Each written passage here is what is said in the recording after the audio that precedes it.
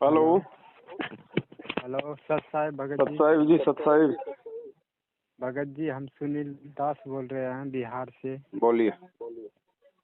भगत जी बहुत आपको फोन लगा लगा कर परेशान हो गई। बताइए, अब लग गया, बता दीजिए। भगत जी शंका समाधान है। बताओ बताओ। भगत जी वो हम आपको भी मैसेज किए थे भगत जी अब कल। मैसेज छोड़ो, जो बात है वो बताओ, सीधा सीधा अपनी शंका क्या है। हाँ भगत जी वो हमारा जो है मतलब जी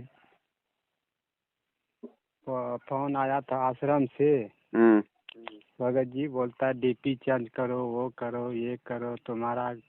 मैं बोला डीपी हम चेंज नहीं करेंगे, वो बार बार फोन करते रहते हैं। व्हाट्सएप फेसबुक का जो लोगो लगा रखा आपने वो। हाँ भगत जी हाँ। उसको बोलो ना कि मोबाइल तेरे बाप ने दिलाया था क्या, इसका रिचार्ज तेरा मामा करवाता है क्या है? मेरी जैसे मर्जी है, मैं सलमान खान का फोटो लगाऊं, गुरुजी का लगाऊं या सात संगति का लगाऊं, तू कौन होता है मेरे को बोलने वाला? बोलना सीखो जी भगत जी, टकाटक जवाब दो। हम किसी के गुलाम नहीं है, परमात्मा के गुलाम है। हाँ भगत जी यही बोला। मैं बोला भगत सीधा जी बोलो, हम और नहीं कर। दोबारा इधर फोन नहीं करने का रे। हाँ सीधा इसलिए मैं बोलने का। उसको फोन उठाता नहीं है। वो कितना बार किया, हाँ, हम फोन भी नहीं उठाते, उसको छोड़ दिया। नहीं और फोन मेरा उठाने वो का, सीधा जवाब देने का, डरने का काहे को? अब देखो, मैं इधर और बॉम्बे आया तो मैं तो बॉम्बे सीख गया। बॉम्बे वाला भाषा सीख गया। हाँ, हाँ तो सीधा बोलो भगत जी, डरने का नहीं। और वो भी बोल रहा था कि भगत जी वो तुम पवन दास का ग्रुप में ये सात समिति में जुड़ गया, तुमको ग्रुप से निकाल दिया जाएगा। मैं बोला हाँ, निकाल निकाल दो दीजिए। उनको। तुम्हारे ग्रुप में मेरे को कोई पेंशन मिलता है क्या? हाँ हाँ? निकल जाओ। मेरे को ऐसे लोगों के साथ नहीं रहने का जो मूर्ख हैं। और भगत जी 2 साल हो गए नाम लिया हुआ भगत हाँ, जी। हाँ। और मेरा एक शंका है भगत जी, मेरा मन में क्यों बहुत गंदे गंदे बातें याद आते रहते हैं भगत जी। तो गंदे गंदे बातें आती आने दो ना, वो निकल रहा है, वो कचरा निकल रहा है, निकलने दो ना। जो आपने अपने भेजे में जमा किया था आज से पहले, वो निकलेगा ना बाहर भगत जी। वो गंदा पानी निकलेगा तभी तो अंदर कोई अच्छा पानी जाएगा। तो परमात्मा का सत्संग ज्यादा से ज्यादा सुनो, ताकि वो सत्संग जो है वो निर्मल वाटर है, वो अंदर जाएगा तो अंदर की जो गंदगी उसको बाहर निकालेगा। तो ये गंदगी बाहर निकल रही भगत जी, इसको निकलने दो। हाँ भगत जी वो मतलब नहीं भगत जी, हम लोग अभी आंध्र प्रदेश में जॉब कर रहा है भगत जी। हम्म। मतलब वो समुंदर लाइन में छोटा छोटी जहाज रहते हैं ना भगत जी, हम्म। उस पे हम लोग जॉब कर रहा है। अच्छा। मतलब कोई अपना माँ बहन रोड पे जाते हैं ना, उसके प्रति एक मतलब दूसरे भावना मेरा मन में आते रहता है। बाद में मेरे को पछतावा होता है मैं क्या कर रहा है। तो ये सत्संग ज्यादा सुनने से धीरे धीरे ये रोग ठीक होता है भगत जी। ये पांचों विकार सबके अंदर हैं, नाम लेते ही कोई जो है कागभूषण नहीं बन जाता है, समय लगता है भगत जी। हाँ 2 साल हो गया है ना? भगत जी। लॉकडाउन स्टार्टिंग में नाम लिए थे ऑनलाइन से। हम्म। और मेरा बिहार भागलपुर से भी आश्रम से फोन आता है और महाराष्ट्र से भी आश्रम से फोन आता है। अभी आपको पता है बिहार का स्टेट कोऑर्डिनेटर कल मर गया, हाँ भगत हार्ट जी अटैक आपका आ वीडियो गया। देखा मैं। तो जब फोन आए तो उनको बोला, रे यार तुम लोगों की संगति में हमको क्या फायदा रे, जब तुम्हारा स्टेट कोऑर्डिनेटर ऐसा दुर्गति से मर रहा है, हमारा क्या होगा तुम्हारी संगति करके? सीधा बोलो ना हाँ उनको। बोल दिया अभी भगत जी, उसका भी फोन अभी भी आया। इसके लिए मैं कल से आपको भी फोन किया, आज हाँ, भी किया। बोला यार तुम कोऑर्डिनेटर ही ऐसा मर रहे हो तो हमारा क्या होगा तुम्हारी संगति करके? हमको तुम्हारी संगति नहीं करनी, हमको साथ संगति करनी है। हाँ भगत जी। सीधा बोलो, घबराने का नहीं, परमात्मा हमारे साथ है। जी जी भगत जी। ठीक है भगत जी। बाकी गंदे विचार आते हैं तो कोई बड़ी बात नहीं है, गंदे विचारों को जीवन में लागू मत करो बस। बाकी तो जो गंदगी है बाहर निकलेगा। अब जब हम लोग खाना खाते हैं तो कितना अच्छा लगता है, वही खाना जब जब वोमिट होता है, उल्टी होता है, तो कितना बेकार से बाहर निकलता है ना। लेकिन वो गंदगी वो बाहर निकलेगा तो ही अंदर शांति आएगा। तो जो गंदे विचार जो मन में आते हैं ना, ये पहले का जो जमा जो गंदगी है ना, वो धीरे धीरे निकलता है। तो इससे हमारे को परेशान नहीं होना चाहिए। जानबूझ के हमने ऐसा किसी को कोई बुरी नजर से नहीं देखना है। फिर भी यदि अचानक से अगर किसी माता बहन को देख के इस प्रकार के मन में कोई विचार या कुदृष्टि आती है तो उसे घबराने का नहीं है। परमात्मा से उसी क्षण जो है मतलब की आंख बंद करके मतलब अंतर्मन से परमात्मा को प्रार्थना करना कि परमात्मा दास पे दया करो, दास के विकारों को जो है मतलब की हरो परमात्मा। और ये सब हमारे भाई बहन हैं। तो ऐसा करके फिर ज्यादा से ज्यादा गुरु जी का सत्संग सुनेंगे, भक्ति करेंगे, तो उसके प्रभाव से फिर धीरे धीरे धीरे धीरे ये चीजें डाउन हो जाएंगी। एकदम से हम कोई राजा हरिश्चंद्र नहीं बन जाएंगे नाम लेते ही भगत जी। समय लगता है, ये संघर्ष है, ये मानसिक संघर्ष है भगत जी। ये भी एक प्रकार की जो है मतलब तपस्या है। परमात्मा हमारे को चेक करता है कि इसके अंदर अभी भी वो पहले वाले विचार हैं या थोड़ा बहुत कुछ मतलब चेंजमेंट आया है। तो अचानक से ऐसे विचार आ जाना कोई गलत नहीं है, लेकिन उन विचारों का सहयोग करना गलत हो जाएगा कि फिर उसको लगातार उसको देखना, फिर मन में और ज्यादा यदि हमने जानबूझ के देखा तो फिर दिक्कत हो जाएगा भगत जी। फिर मन को सहारा मिल जाता है, बाकी मन तो हमारे को तोड़ने का प्रयास करता है ना।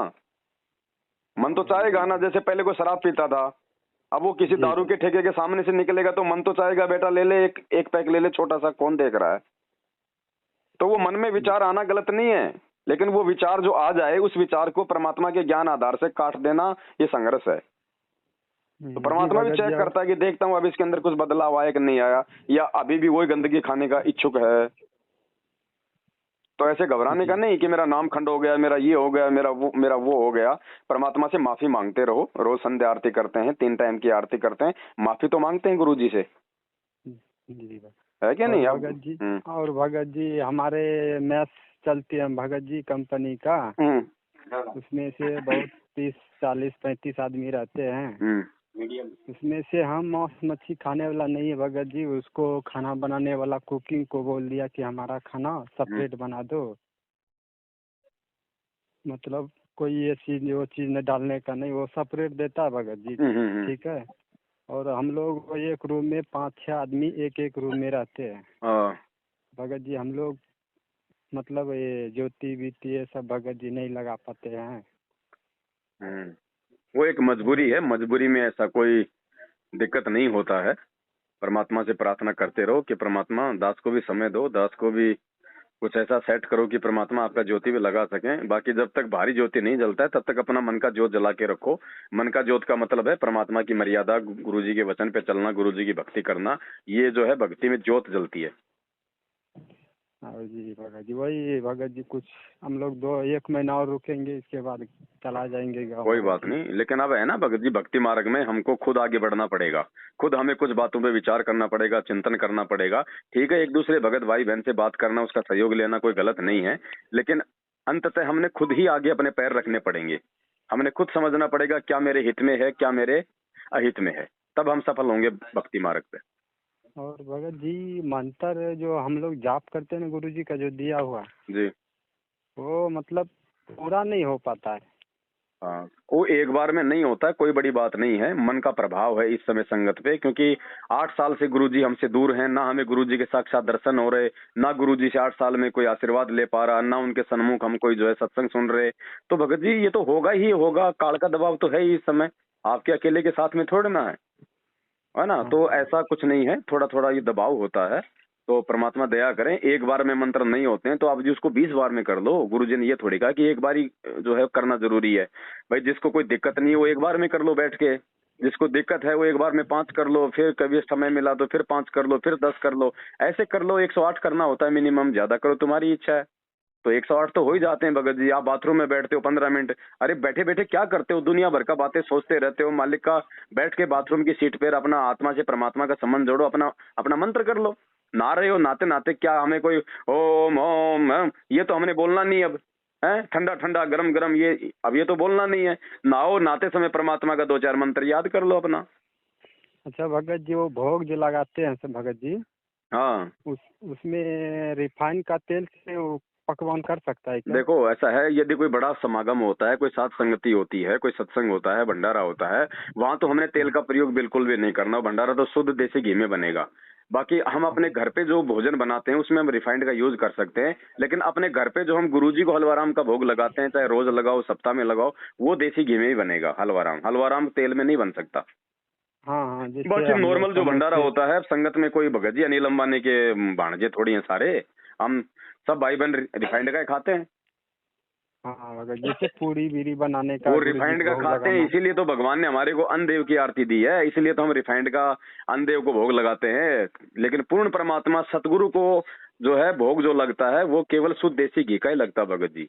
इसलिए परमात्मा ने हमारे को भोग का आरती दिया है इसलिए हम उनको हलवाराम लगाते हैं। तो हलवाराम का भोग जो है वो शुद्ध जो है देसी घी में होना चाहिए, और जो रिफाइंड का जो है वो अनदेव को लग सकता है क्योंकि वो एक देव है। हाँ बाकी गुरुजी को तो शुद्ध देसी घी का लगेगा। इसलिए तो हम जब गुरुजी का भोग का आरती करते हैं तो खाली हलवेराम का भोग लगाते हैं अकेला। ठीक, जैसे और केला फूल फ्रूट सब ये सब दे सकता है। हाँ हाँ हाँ, बस बस है ना। अब थोड़ा दांत थोड़ा बिजी है बड़े भाई, है ना, फिर करेंगे कभी। ठीक, हाँ ठीक है, सत्ता सस्ता है। है जय तो। हो बंदी छोड़। जय हो बंदी छोड़ कीजिए।